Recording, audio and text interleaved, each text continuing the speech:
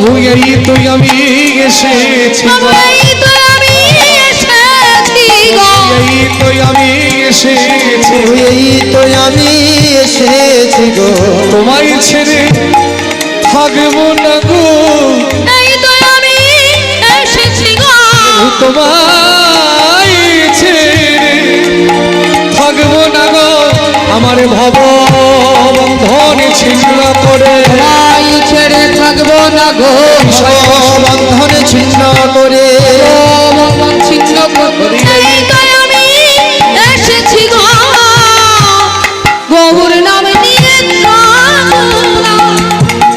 জলেতে ভাসিল, গৌর নাম নিয়ে রঘুনা জলেতে ভাসিল। গৌর গৌর বলতে বলতে জলের মধ্যে ছাপ দিয়ে পড়েছে,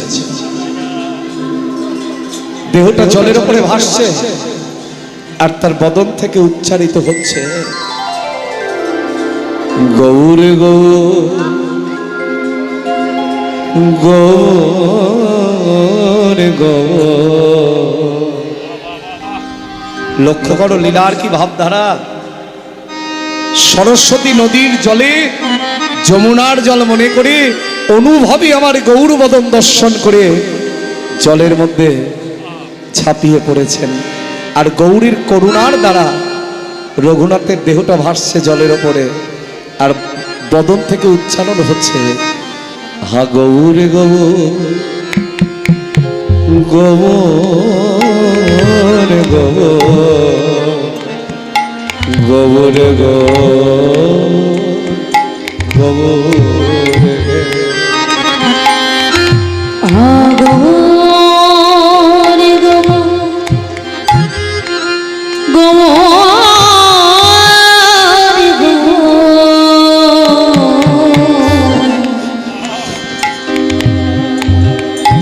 গৌরী গো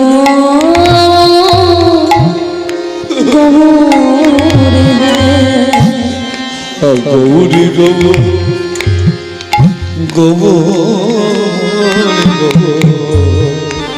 গৌর গৌর গৌর।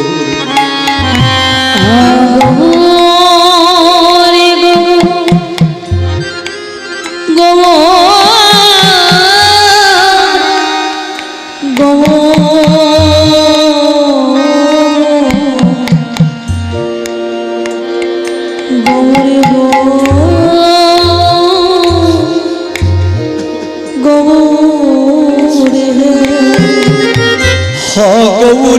গৌর গৌরী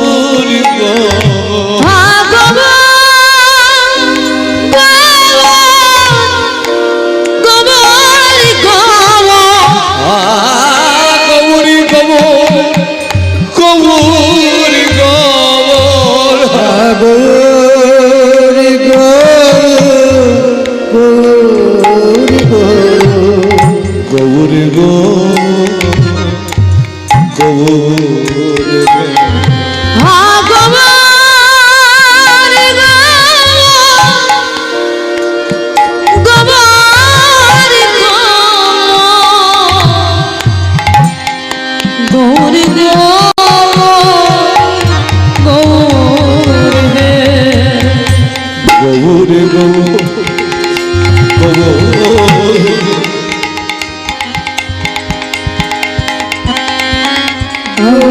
গৌর গৌরী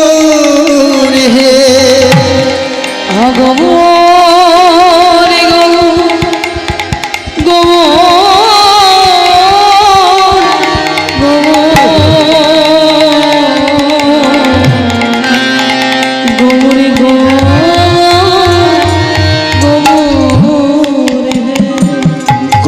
গৌর গৌরী গৌরী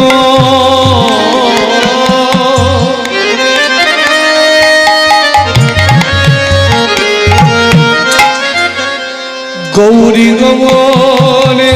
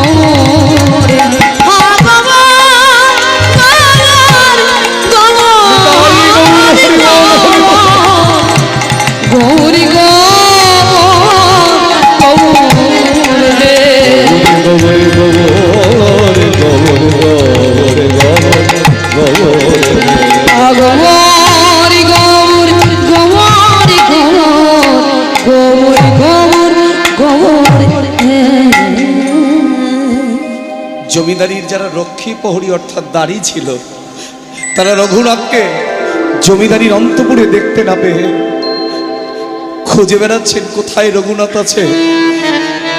জমিদার বাবু যে আমাদের মেরে ফেলে দেবে যদি ছেলেকে খুঁজে না পায়। সর্বত্র খুঁজতে খুঁজতে তারা এসে দেখলেন রঘুনাথের দেহটা সরস্বতী নদীর জলের উপরে ভাসছে, আর মুখে উচ্চারণ হচ্ছে গৌর নাম। রক্ষী প্রহরীরা ছাপ দিয়ে পড়লেন সরস্বতী নদীর জলের উপরে। রঘুনাথকে ধরে পাড়ে তুলে নিয়ে এলেন। তখনও সে বদন দিয়ে গাইছে গৌর গৌর গৌর গৌর।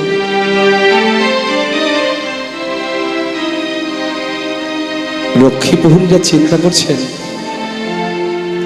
এ ছেলেকে তো ঘরে রাখা সম্ভব নয়, যে গৌর নামের পাগল হয়ে যায় তাকে কখনো ঘরে বন্দী করে রাখা। রাজবৈদ্য ডেকে রঘুনাথকে সুস্থ করে তোলা হলো। কিন্তু এ তো জাগতিক জগতের রোগ নয় বাবা। ইহ জগতের রোগ হলে জাগতিক জগতের ডাক্তার দিয়ে সুস্থ করে তোলা যায়, কিন্তু পরমার্থিক জগতে যদি কারোর গৌর গোবিন্দের নামের ব্যাধি হয়ে যায়, ইহ জগতের ডাক্তার কি তার রোগ সারাতে পারে বাবা? দেখতে দেখতে রঘুনাথের বয়স হয়েছে 10 বছর। পিতার জ্যাঠামশাই রঘুনাথকে জড়িয়ে ধরে বলছে, রঘুনাথ তুমি ধীরে ধীরে বড় হচ্ছ, তাই এই জমিদারি আর বিষয় সম্পত্তি তোমাকেই বুঝে নিতে হবে। 10 বছরের ছেলে কেঁদে কেঁদে বলে, বাবা জ্যাঠামশাই আমার যে জমিদারি বিষয় সম্পত্তি ভালো লাগে না গো। কি ভালো লাগে তোমার? আমার ভালো লাগে গৌর নাম। মনে হয় যেন গৌর গুণ গাইতে গাইতে আমি পথের পাগল হয়ে ঘুরে বেড়াই।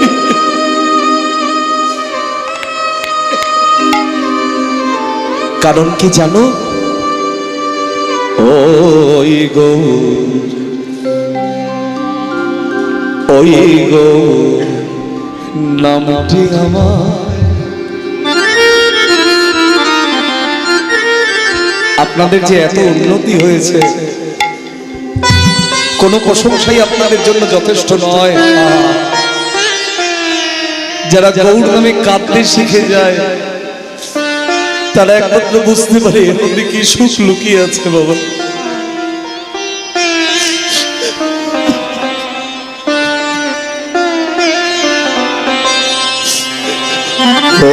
ওই গৌর নামটি আমার, আমায় পাগল করে করেছে। ওই গো নামটি আমায় বলি পাগল করেছে, করে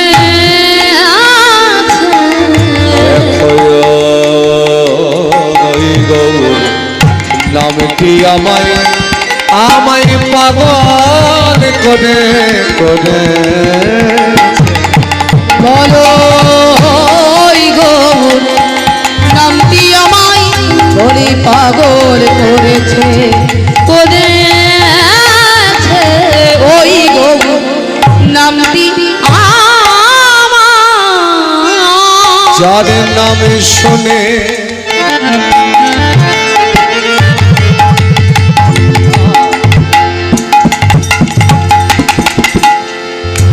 যার নামে শোনে, যার নামে শুনে নামে শোনে, ওই চরণে আমার মন যে বাধা পড়েছে। ওই গৌর নামটি আমায় বলি পাগল করেছে, করেছে ওই গৌর, ওই গৌর নামটি আমায়। হিরণ্য গোবর্ধন জমিদারি রক্ষী প্রহরীদের বললেন, যে ছেলে পথের পাগল হয়ে বেড়ায় গৌর নাম করতে করতে, তাকে তো এই সংসারে এই বিষয় সম্পত্তি লোভ দেখিয়ে বেঁধে রাখা কঠিন। তাই তোমরা কাজ করো, রঘুনাথ যাতে ঘরের বাহির না হতে পারে, তোমরা চতুর্দিকে পাহারা দেবে, যাতে রঘুনাথ ঘরের বাহির না হতে পারে। মহাজন এক পাশে দাঁড়িয়ে বলছেন, মূর্খ গোবর্ধন, মূর্খ হিরণ্য, যা হৃদয় দুয়ারের দরজা খুলে দিয়ে সাধনার ধন চিন্তামণি আমার গৌরহরি বিরাজমান, বাইরের জগতের দরজা বন্ধ করে তাকে রাখা যায়? বাইরের জগতের দরজা বন্ধ করে কৃষ্ণ ভক্তকে বিষয় সম্পত্তির লোভ দেখিয়ে কখনো ধরে রাখা যায়? মহাজন এক পাশে দাঁড়িয়ে বলছেন, গানটার কথাগুলো মন দিয়ে শোনো। যার হরি কথা, যার হরি কথা, হরি কথায়, হরি কথা, যার হরি কথায় মন মজেছে, ও বিষয় কি তার ভালো যারে হরি এই যে বাপিটা মন মজেছে, বলি বিষয় কি তার ভালো লাগে। যার হরি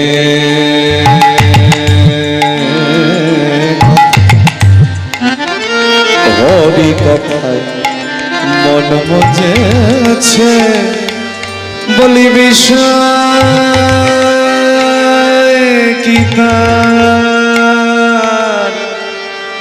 ভালো লাগে।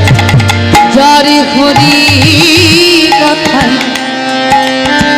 মন মজেছে, বলি বিষয় কি তার ভালো লাগে। যার হরি কথায় মন মজেছে, ওই পদ্ম মধু, যে পদ্ম ফুলের মধু পান করে, তার কি ধুত্রা ফুলের মধু ভালো লাগবে বাবা? হ্যাঁ, পদ্ম মধু পিয়ে যে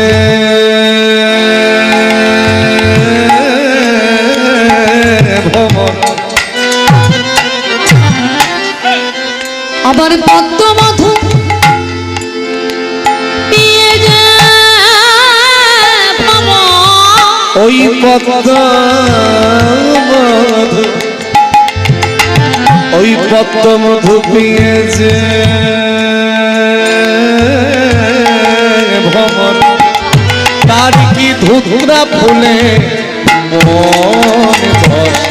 যার হরি কথায় মন মজেছে, বলে বিষয় কি তার ভালো লাগে।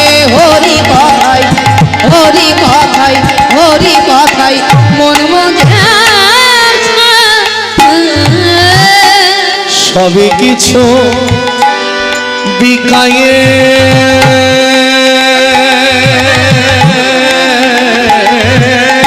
দিয়ে,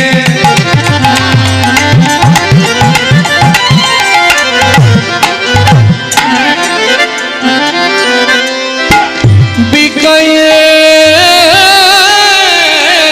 দিয়ে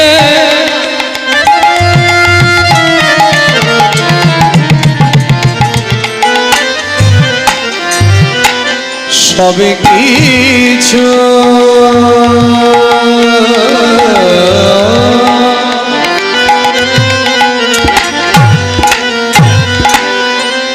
বিকাইয়া দিয়ে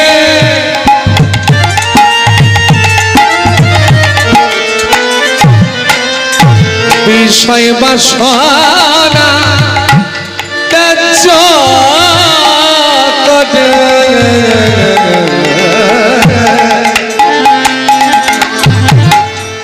হা গৌরী তোমার হলাম বলে ভাগবারি তোমার গৌর তোমার, ভাগবারি তোমার হলাম বলে। ওই গৌরী চরণের মধু পান করেছে। যার হরি কথায় মন মজেছে, বলি বিষয় কি তার ভালো লাগে। হরি কথায় মন মজেছে, যার হরি কথা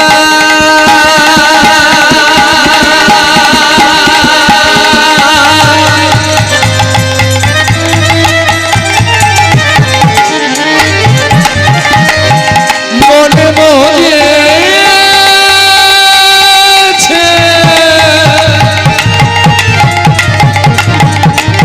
ওগো বিষয় কি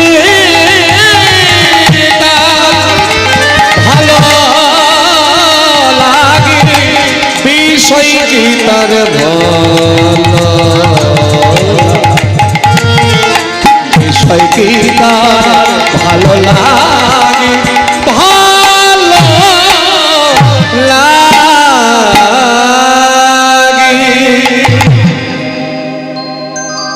সত্যি কথা, হরি কথা, মধুর কৃষ্ণ কথা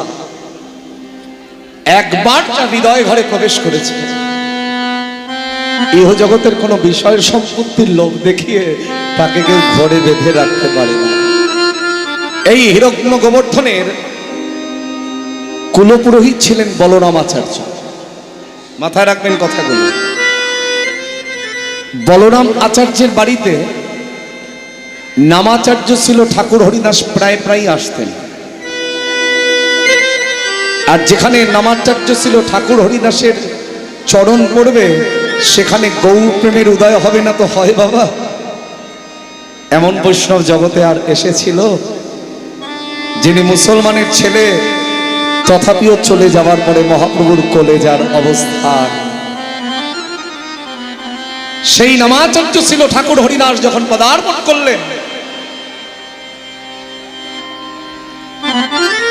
তার গৌর প্রেমের যে আকাঙ্ক্ষা, গৌর প্রেমের যে প্রগাঢ় অনুরাগ, সেই অনুরাগ দর্শন করে রঘুনাথের গৌর প্রেমের অনুরাগ আরো দ্বিগুণ হয়ে গেল। এবং হরিদাস ঠাকুরের কৃপায় দুবার আমার গৌর হরিকে তিনি দর্শনও করতে পারলেন। কোথায়? সন্ন্যাসের পরে গৌর হরি দুবার এসেছিলেন শান্তিপুরের অদ্বৈত আচার্যের ঘরে, নদিয়া জেলার শান্তিপুর। প্রথমবার যখন গৌর দর্শন করতে গেলেন রঘুনাথ দাস গোস্বামী, আমার গৌর হরি তাকে ফিরিয়ে দিয়েছিলেন। কেন? তখনও তার নিতাই চাঁদের কৃপা হয়নি বলে। আর জানবেন, নিতাইয়ের করুণা না হলে কখনো গৌর কৃপা লাভ করা যায় না। নিতাই গৌর হচ্ছে অভিন্ন সত্তা, লীলার কারণে ভিন্ন দেহ। নিতাই হচ্ছে আশ্রয় তত্ত্ব, গৌর হচ্ছে বিষয় তত্ত্ব। ঠিক বৃন্দাবনে রাধানী হচ্ছে আশ্রয় তত্ত্ব, গোবিন্দ হচ্ছে বিষয় তত্ত্ব। লীলার কারণে ভিন্ন দেহ, অভিন্ন সত্তা। গৌরহরি যখন ফিরিয়ে দিলেন, অপেক্ষা করে আছে কবে নিতাই চাঁদের একবার বদন দর্শন হবে, চরণ দর্শন হবে। এরই মধ্যে সংবাদ এলো নিতাই চাঁদ সপরিবারে এসেছেন উত্তর 24 পরগনার সোদপুরের পানিহাটিতে, খড়দাহের কাছাকাছি। খড়দাহ সোদপুরের মাঝখানে হচ্ছে পানিহাটি, কলকাতা সংলগ্ন এরিয়া, কিন্তু জেলাটা উত্তর 24 পরগনা। সেখানে নিতাই চাঁদ সপরিবারে এসেছেন। সবাই চলেছে নিতাই চাঁদকে দর্শন করবার জন্য। রঘুনাথ দাস গোস্বামী মনে মনে চিন্তা করছেন, শুনেছি তারে ডাকলে নাকি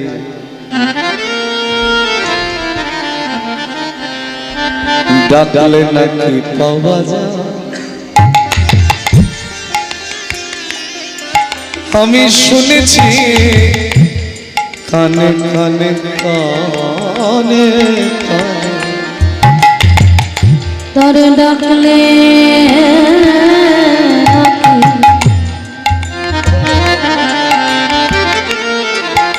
পাওয়া যায় আমি শুনেছি কানে তারে ডাকলে নাকি পাওয়া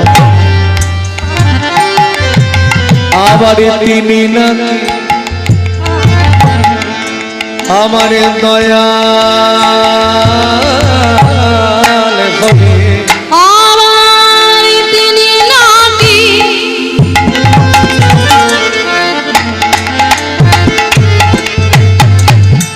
আমার তিনি নাকি তিনি নাকি দয়াল করি আমায় দয়া করো ডাকলে নাকি পাওয়া যায় আমি শুনেছি কানে ডাকলে নাকি পাওয়া যায় এসে নিতাই চাঁদের চরণে লুটিয়ে পড়েছে। রঘুনাথ দাস গোস্বামী যখন নিতাই চাঁদের চরণে লুটিয়ে পড়েছেন, নিতাই চাঁদ বলছে, ওরে ছোরা তুই চুরি করতে গেলি? হ্যাঁ ঠাকুর তুমি কি বলছো? আমি চুরি করতে গিয়েছি মানে চুরি করতে যাসনি? তুই আমার প্রাণীর গৌরধন চুরি করতে গেলি, অথচ আমার অনুমতি না নিয়ে। আমার অনুমতি না নিয়ে যদি কেউ গৌরধন চুরি করতে যায়, সে কি চুরি করতে পারে রে ঠাকুর? তাহলে তুমি আমায় করুণা করো। করুণা কি রে? তুই যেহেতু আমার অনুমতি না নিয়ে আমার গৌরধন চুরি করতে গিয়েছিস, তাই আজ থেকে আমি তোকে দণ্ড দিলাম। এই গঙ্গা তীরে আমার যত পরিকরগণ আছে, এই পরিকরগণকে তোকে দধি চিরা খাওয়াতে হবে। আপনারা গেছেন ওখানে দণ্ড মহোৎসবে? চিরের মেলা। একটা সময় মহাপ্রভুর অন্নভোগের প্রচলন ছিল, কিন্তু চিরে ভোগ মালসা ভোগ ছিল না। এই যে মালসা ভোগ দিচ্ছেন, এর উৎপত্তি কোথা থেকে, সৃষ্টি কোথা থেকে? ওই খড়দাহের ওই পানিহাটি, যেখানে রাঘব ভবন। রঘুনাথ দাস গোস্বামীকে নিতাই চাঁদ দণ্ড দিয়েছিলেন, যেহেতু আমার অনুমতি না নিয়ে আমার গৌরধন চুরি করতে গিয়েছিস, তাই আজ থেকে আমি তোকে দণ্ড দিলাম। আমার এই পরিকরগণকে তোকে দধি চিরা খাওয়াতে হবে। সঙ্গে সঙ্গে চরণ দুটো জড়িয়ে ধরে বলছে, ঠাকুর শুধু আজ কেন, শুধু তোমার চরণে নিবেদন, যেন তোমাদের দুই ভাইকে আমি যুগে যুগে সেবা করাতে পারি। তাই যুগে যুগে সেবা করাতে পারি। প্রভু আমি যুগে যুগে সেবা করাতে পারি। বলিও গো প্রভু যুগে যুগে সেবা করাতে পারি। বলি আমার মনে এই বাসনা, বলি যুগে যুগে সেবা করাতে পারি। এ জন্মে নয় প্রতি জন্মে জন্মে আমি যুগে যুগে সেবা করাতে বলি এ জন্মে নয় জন্মে যেন যুগে যুগে সেবা করাতে পারি। জন্মে নয় জন্মে যেন যুগে যুগে যুগে সেবা করাতে পারি।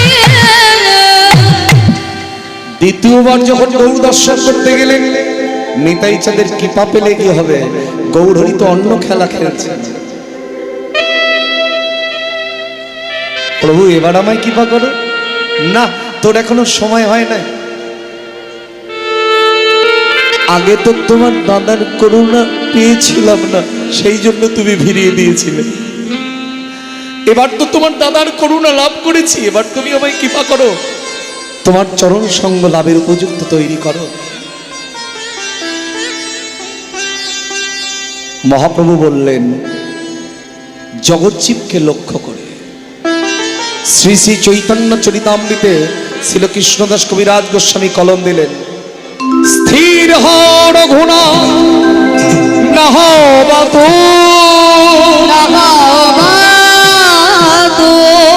ক্রমে ক্রমে পাইছি ভব সিন্ধু মরকাট বৈরাগ্য না করো প্রভু লোক দেখাইয়া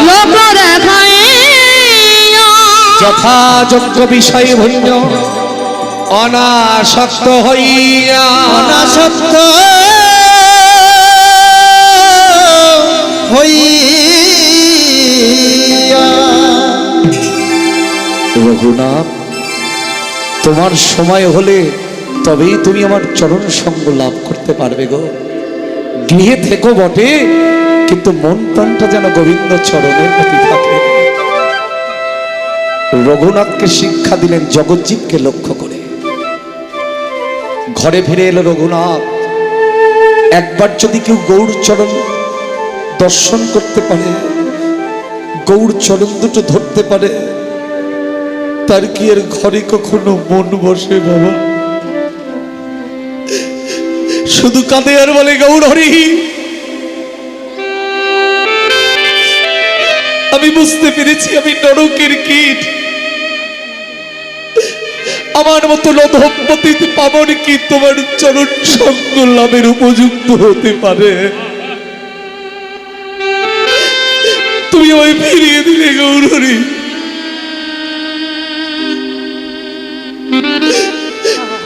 তুই জানো দয়াময় বাবা, ধোয়াটা নয়, ধোয়াটা নয়।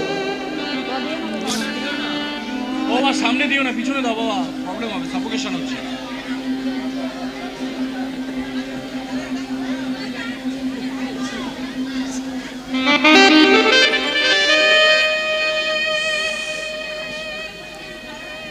দয়াময়, আমি যদি তোমাকে এক নিমেষ না দেখতে পাই, এই কথাগুলোর মূল্য কোটি টাকার থেকেও বেশি বাবা। কীর্তনিয়াকে যদি আপনি 1 কোটি টাকা দেন, তাতেও এর ওজন হবে না। কি বলছে রঘুনাথ দাস গোস্বামী, গৌর হরি, আমি যদি তোমাকে এক নিমেষ না দেখতে পাই, মনে হয় যেন 1 যুগ আমি গৌর দর্শন করতে পারি নাই। দয়াময়, তুমি কি পারো না দয়াময় আমার মতো নদম্পতি পাওয়ার খেলে তোমার চরণ সঙ্গ লাভের উপযুক্ত তৈরি করে নিতে? আমি জানি না আমি কতদিনে গিয়ে তোমার করুণা পাবো প্রভু। আর কত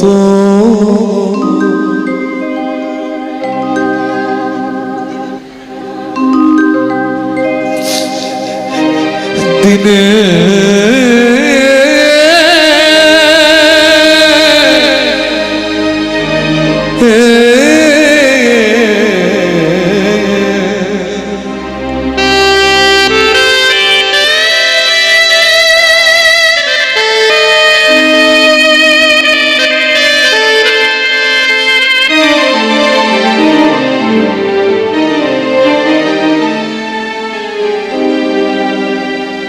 প্রভু আর কত দিনে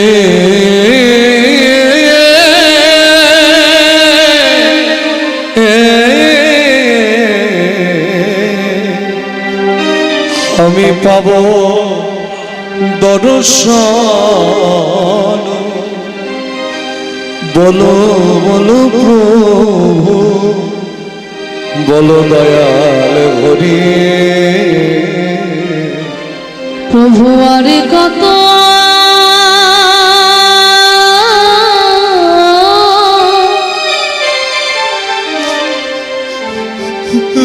দিনে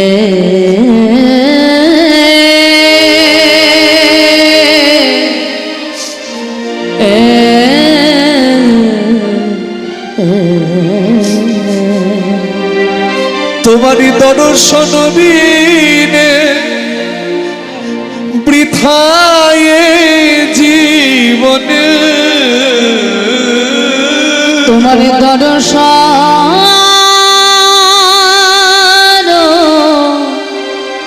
বীরে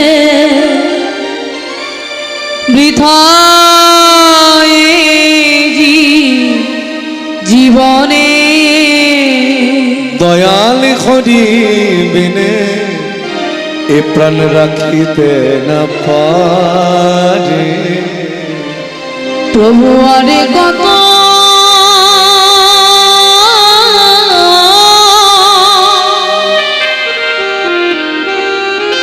দিনে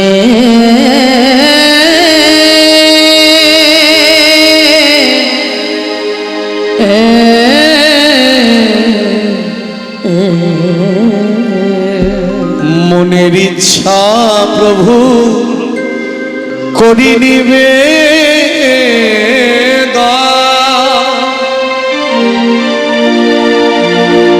একবার অন্তিমেতে দিও তোমারও দুটি চরণিতা।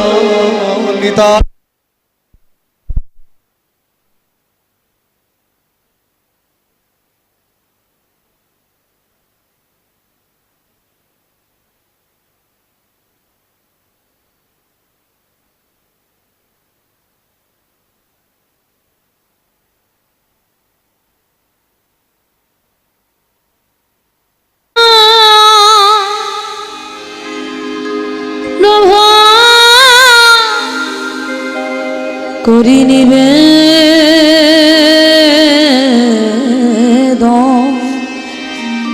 শুধু গৌর ভক্তমণ্ডলী, এখন তো ভাব জগতের কীর্তন নষ্টই হয়ে গেছে। জানবেন কীর্তনের মধ্যে আপনি সব দিতে পেরেছেন, যদি প্রেম দিতে না পারেন তাহলে সেই কীর্তনের মাধুর্য কখনো আমার ভগবান গ্রহণ করতে পারে না। পরবর্তী কীর্তনিয়া আমার শ্রদ্ধেয় দাদা, পশ্চিমবঙ্গের একজন দিকপাল কীর্তনিয়া পলাশ সরকার মহাশয়, তিনিও ভাব জগতের কীর্তনিয়া।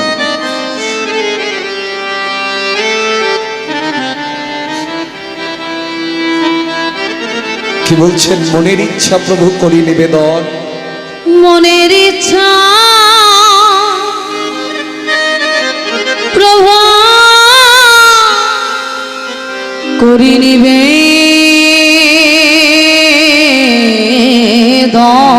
একবার অন্তিমেতে দিও তোমারও দুটি চরণ, দুটি নয়নে জলে ভেসে যেন হাবুর বলিতে পারি শেষে। দুটি নয়নে জলে ভেসে যেন গৌরী বলিতে পারি শেষে। দুটি নয়ন জলে ভেসে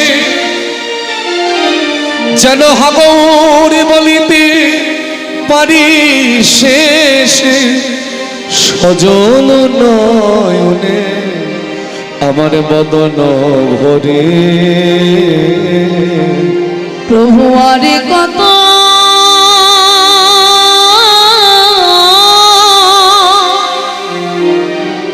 দিনে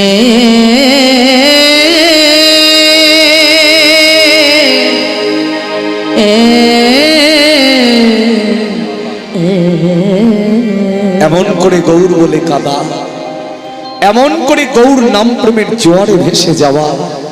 এই যে কঠিন পাষাণ সহ্য করতে পারে না, যে পাষাণ তার হৃদয়টাও গলে চুরমার হয়ে যায়। তাই হিরণ্য গোবর্ধন চিন্তা করলেন, এই ছেলের যদি এমন দশা হয়, এই জমিদারির বিষয় সম্পত্তি রক্ষা করবে কে? যতদিন যায় গৌর নামের পাগলামি যেন আরো বেড়ে যায়। তাই গ্রামের বয়স্ক বৃদ্ধজনদের ডেকে বললেন, জমিদার বাবু, আপনারা আমাদের ডেকেছেন কেন বলতে পারেন? গ্রামের বয়স্ক বৃদ্ধজনদের ডেকে বলছেন, আপনারা কি যুক্তি দিতে পারেন যে আমার এই পথের পাগল ছেলেটাকে কিভাবে রক্ষা করা যাবে? জমিদার বাবু, রঘুনাথের বিবাহ দেবার বয়স হয়েছে, তাই একবার যদি স্ত্রীর ভালোবাসায় সে আকৃষ্ট হতে পারে, তাহলে দেখবেন সে আর ঘরের বাহির হতে পারবে না, এমনকি জমিদারি বিষয় সম্পত্তিও সে রক্ষা করতে পারবে না। হিরণ্য গোবর্ধন চিন্তা করলেন, তাই তো গ্রামের বৃদ্ধজনেরা তো মন্দ বলেন নাই, এটা তো ভেবে দেখি নাই যে রঘুনাথের বিবাহ দেবার বয়স হয়েছে। তাই খুঁজতে শুরু করলেন অপূর্ব সুন্দরী কন্যা। মহাপ্রভুর করুণায় সবই তো তার সাজানো, মহাত্যাগের কাহিনী প্রচার করবেন বলে খুঁজতে শুরু করলেন, আর পেয়েও গেলেন মহাপ্রভুর করুণায় এক অপরূপ সুন্দরী কন্যা, যার নাম ছিল সরজু। রূপে লক্ষ্মী, গুণে সরস্বতী। কথাটা পৌঁছে গেল রঘুনাথের কর্ণমূলে যে তার পিতার জ্যাঠামশাই তার বিবাহের তোড়জোড় শুরু করেছে। রঘুনাথের প্রাণটা কেঁদে উঠল। গৌরহরি, আমি তো চেয়েছিলাম তোমার চরণ, আমি তো চাইনি কোনোদিনও মায়ার বন্ধন। এইভাবে বাঁধন খুলতে যত আমি জড়িয়ে পড়ি তত দয়া, জড়িয়ে পড়ি তত হবে বাঁধন খুলতে যত আমি জড়িয়ে পড়ি তত দয়া, আমি জড়িয়ে পড়ি তত এইভাবে বাঁধন খুলতে যত জড়িয়ে পড়ি তত দয়া, জড়িয়ে পড়ি হবে বাঁধন খুলতে যত আমি জড়িয়ে পড়ি তত দয়া, আমি জড়িয়ে পড়ি তত তোমার সঙ্গ লাভে দিনে লনা প্রভু গো, তোমার সঙ্গ লাভে দিন লনা যতদিন হলো মোর কত জড়িয়ে পড়ি তত দয়াল, জড়িয়ে পড়ি তত দাও বলে না জগতের স্বামী, বল মুক্তি কবে পাব আমি? তবনে জগৎ স্বামী, বল মুক্তি কবে পাবো যাবে?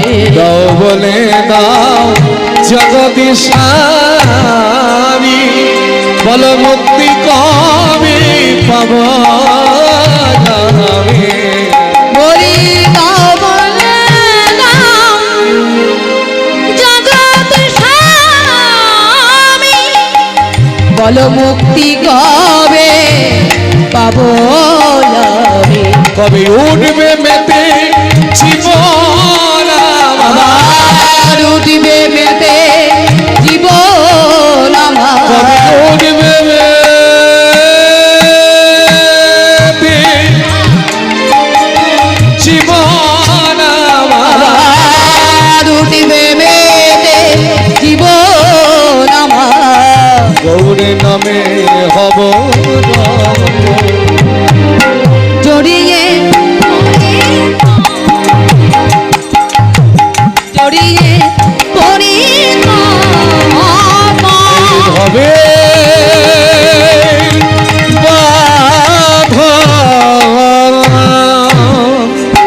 জয়নিতাই জয়নিতাই মহাপ্রভুর ইচ্ছায় রঘুনাথের বিবাহ বন্ধ হলো না। মহাপ্রভুর করুণায় রঘুনাথের বিবাহ হলো। বিবাহ করে নববধূকে সঙ্গে নিয়ে রঘুনাথ গৃহে এলেন। বিবাহের পর দিনটাকে কি বলা হয়? ও মায়েরা, বিবাহের পরের দিনকে কি বলো জানো? কি বলা হয়? কাল রাত্রি। বাহ, এটা সবাই জানে। সেদিন কি নিয়ম? স্বামী স্ত্রীর আলাদা আলাদা থাকবার নিয়ম। এখন শয়ন কক্ষে বসে রঘুনাথ শুধু কাঁদে আর বলে, গৌর হরি, আমি তো চেয়েছিলাম তোমার চরণ, আমি তো চাইনি এই মায়ার বন্ধন। তুমি কেন আমায় এই মায়ার পাথনে আবদ্ধ করলে? তবে দয়াময়, তুমি যতই আমায় মায়ার বন্ধনে আবদ্ধ করো না কেন, আমার ভজন যদি সত্য হয়, একদিন না একদিন আমি সবকিছু ছেড়ে তোমার চরণে ঠিক পৌঁছে যাব। তুমি ঘরে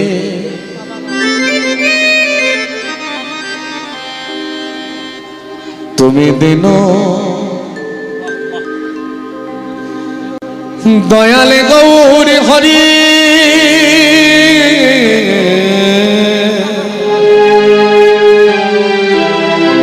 এই লীলায় যত গান আপনারা শুনলেন সব অধমের নিজেরই সুর করা। এতক্ষণ যা গান শুনলেন এই লীলার মধ্যে সবই নিজে নিজেই সুর করেছে। তুমি দিন দয়ালে গৌরী হরি,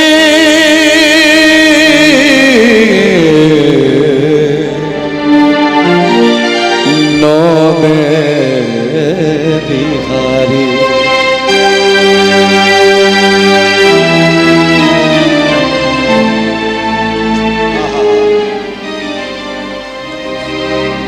দেখিতে বাসনা মনে,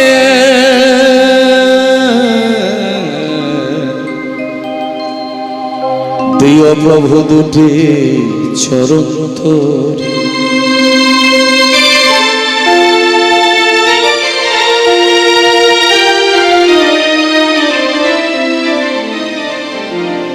দুটি নয়নে জলে ভেসে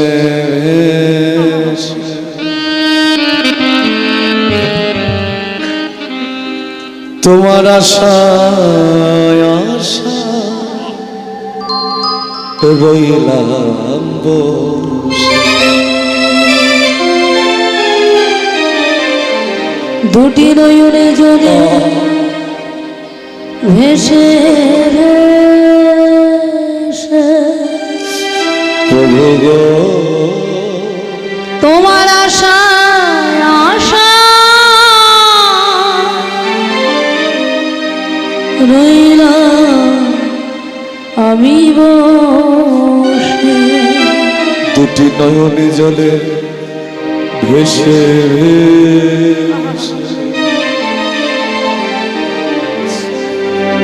তোমার আশায় আশায় রইলাম বসে। দুটি নয়নে জলে ভেসে ভেসে তোমার আশায় আশা রইলাম আমি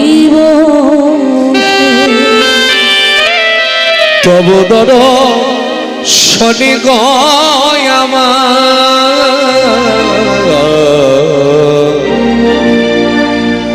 এ দুটি নয়ন সফল করি। তুমি দিন দয়ালে গৌরী হরি,